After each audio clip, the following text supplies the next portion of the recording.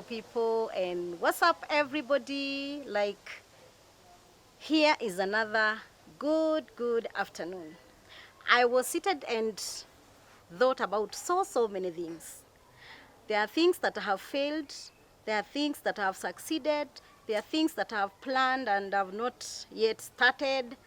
And I started doing my calculations and I was like, at this point. Anyway, guys, how have you been doing and how have you been? As kawaida, this is our channel, Miliki You Beautiful Life, and in this channel we say that life is still beautiful no matter what we are going through. Sometimes we go through tough times, sometimes we go through good times. Some moments are good, others are pretty good, others are nasty, and others are quite messy. But today I want to welcome you again to yet another episode, to yet another show. And as I sit here, I know that there are people who are coming in this show for the first time, and I want to welcome them all and say, welcome, you are home. And above that, I want to welcome all those that have not been able to subscribe because of reasons. Saa zingine una watch, saa zingine unafuata, lakini bado huja subscribe. Please, I invite you to subscribe to our YouTube channel so that we can become a family. So today, our show is about Thanksgiving. Our show is about Thanksgiving. So I thought about Thanksgiving. What is this Thanksgiving? And I was like, okay, Thanksgiving can be tough sometimes.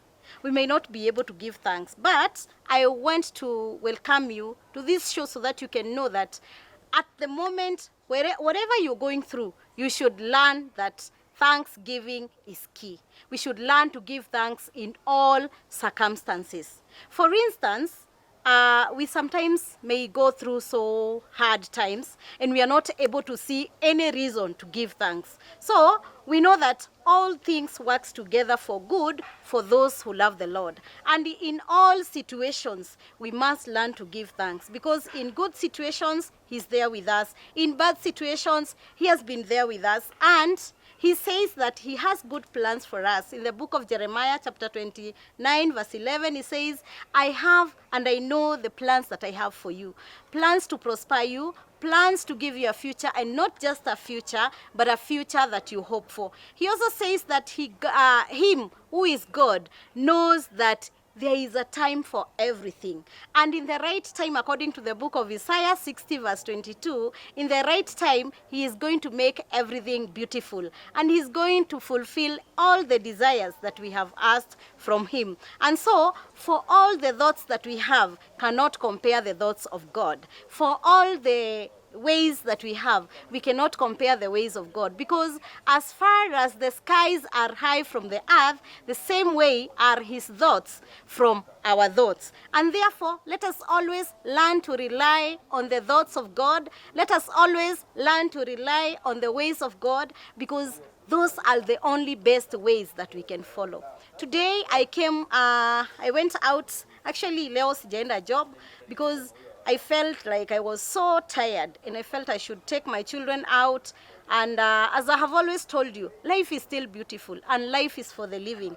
I felt even if I would exhaust myself to the yani nijivute maka mwisho, I cannot get everything that I need.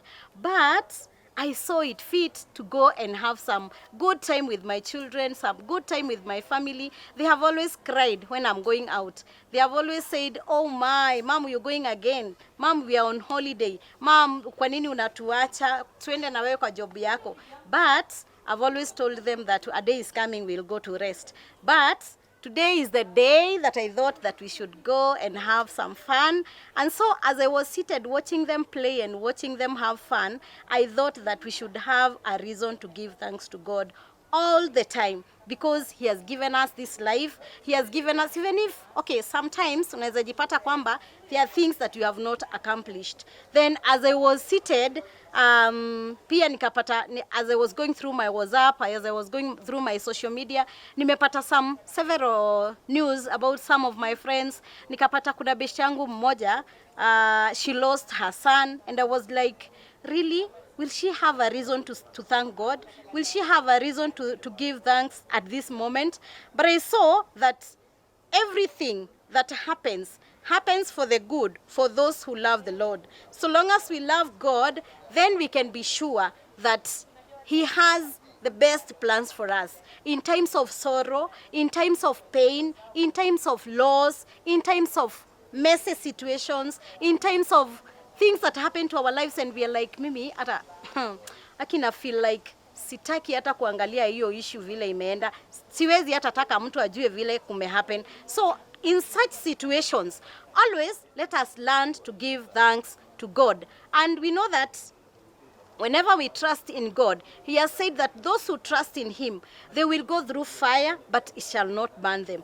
They will go through storms, but it shall not overcome them. They will not be swept away by the waves. They will not be swept away by storms. Reason, He will always be in that storm. He will always be in that fire. You remember the three young men, when they went into the fire, the fourth man came inside there. So when we are going through the fire, when we are going inside the storm, know that the fourth man will always be in the fire, and the man who went down into the lion's den will always come down when we are in pain, when we have lost all, when we have lost hope. Let us cling on to God, because there is no one else who can give us hope. As I have always told you in other platforms, God can never be eliminated in our lives, because He is part of us, He will be part of us, and He shall forever be part of our lives. And therefore, let us learn to give thanks in every situation, and not for every situation, because every situation may not be as good, it may not be as pretty, it might be good, it might be bad, it might be like very bad, it might be difficult. Not for every situation, but in every situation, let us learn to give thanks to God. And so, when we hang there, I want to encourage each one of us that we shall not get any other help except the help of God. Or do you think that there will be any other help anywhere? It is only in the help of God that we can find our comfort. It's only under the wings of God that we can find our safety. Therefore, I invite you to love that God. I invite you to give thanks to God. Maybe some of us have prayed and prayed. We want jobs, we want breakthroughs, but God has not yet done it for us. This is the point where you need to hang on even more, because it is darkest at dawn. You may be crying every day, you may be crying every morning, and you're like, God, you have never heard my prayer. He says at the right time, when the right time comes, He will do it swiftly. So why don't you give thanks to God even when you have not received? Start a journey of thanksgiving. I have seen those people who are good in thanksgiving receive their presents very, very timely, because they don't wait there looking up like, niliomba nagoja sasa, niliomba sasa nagoja unilete uteremshe mbio mbio. No, they pray and wait and believe that God is going to do it for them. So even for you, I want to invite you so that you can know that God is always there. He has heard your prayer. He knows that you want that job. He knows that you want that breakthrough, and He has a plan. He has already fashioned what He's going to do for you. And therefore, as He does that for you, start a journey of thanksgiving. And when we start a journey of thanksgiving, all the blessings that comes our way, they will come, and we shall receive them not as a surprise, but we shall receive them because we waited for them with thanksgiving.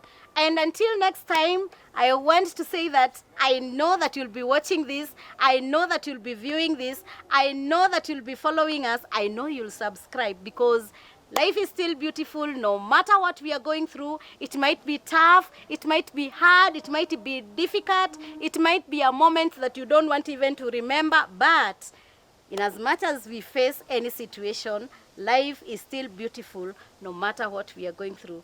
And so, it's your girl Millie, and till next time, bye-bye, nawapenda.